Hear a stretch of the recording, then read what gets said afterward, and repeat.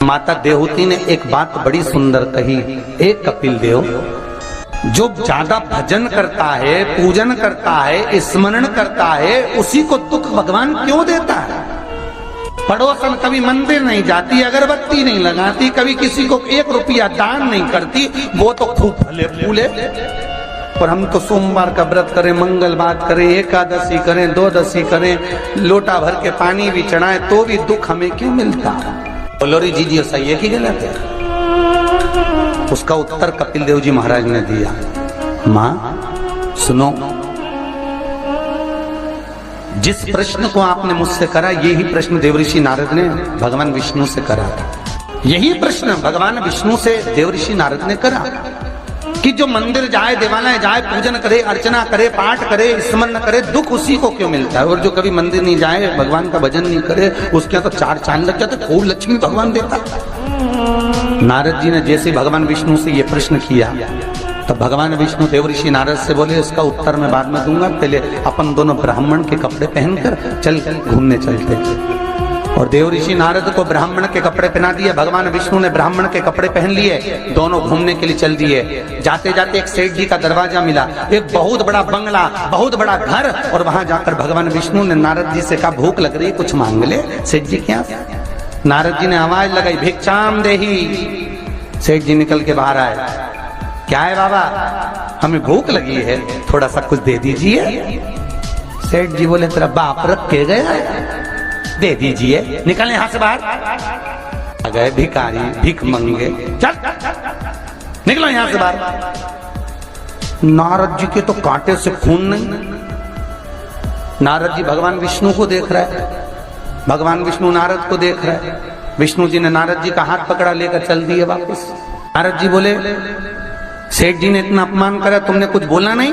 भगवान विष्णु ने दोनों हाथ उठाकर कहा, जा, तेरे यहाँ 4 चौगुना धन बढ़ जाए, तेरी दौलत और बढ़े, संपदा और बढ़े, तेरे पास में लक्ष्मी और बढ़े। नारद जी चले, भगवान विष्णु का हाथ पकड़ के बोले, ये कहाँ की रीति है? उसने धक्के मारकर निकाला, गाली दे के निकाला, बाप तक पहुंच गया, और तुम उससे कह रहे हो कि तेरी लक्ष्मी बढ़ जाए। नारद जी भगवान विष्णु बोले, मेरा मन, चल तू तो आगे चल।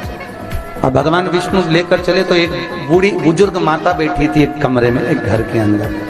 उस बुजुर्ग को देख भगवान विष्णु ने कहा, नारद अब इसके यहाँ चलते चलते। जाकर आवाज लगाई, माता जी भिक्षाम दे, हमें भूख लग रही है माता जी, कुछ दे दीजिए। माता जी बोली, देखो बाबा, मेरे घर में खाने का तो कुछ भी नहीं है, बस एक गाय है, उस गाय की मैं सेवा करती हूँ, दूध मिलता है, वही दूध रखा हुआ है, तुम दोनों अंदर आ जाओ। और 2 आसन लगा दिए माता जी ने, दोनों को बिठा दिया। माता जी दोनों के लिए दूध लेकर आई, दे दिया। भगवान विष्णु और नारद चले। नारद जी बोले, कितनी अच्छी माता है, बिठा के दूध पिलाया, पानी पिलाया, और बस सेठ जी ने धक्के मारकर निकाल दिया। भगवान आशीर्वाद दो इस बूढ़ी माता को। भगवान विष्णु ने दोनों हाथ उठाकर कहा, जा, तेरी गाय मर जाए। अब तो और कांटे से खून नहीं। भगवान देवऋषि नारद ने कहा, प्रभु तुम्हारा ये स्वरूप मुझे बहुत बुरा लगा। भगवान ने कहा, कौन सा स्वरूप? वो सेठ जी ने धक्के मारकर निकला था, कहते हैं और लक्ष्मी बढ़े, और वो बेचारी गाय का दूध पिलाई और तुम कहते उसकी गाय मर जाए। हाँ। भगवान बोले, मेरा मन, तो तुमने ऐसा क्यों करा? भगवान बोले, नारद तू मेरी लीला नहीं समझता ना। नारद जी बोले, कभी समझूंगा भी नहीं, पहले बताओ ये क्यों हुआ, लीला जाने दो, मुझे तो ये बताओ।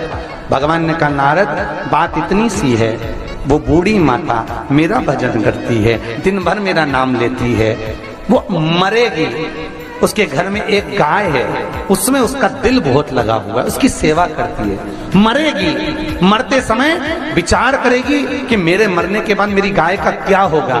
गाय की याद करते करते जब मरेगी तो उसको गाय की योनि मिल जाएगी, वो भगवान के पास नहीं आ पाएगी, विष्णु के पास नहीं आ पाएगी, इसलिए मैंने उसके मरने से पहले उसकी गाय को मार दी। नारद जी बोले, ये तो समझ में आ गया, पर अब ये बताओ कि वो सेठ जी को लक्ष्मी क्यों बढ़ाई?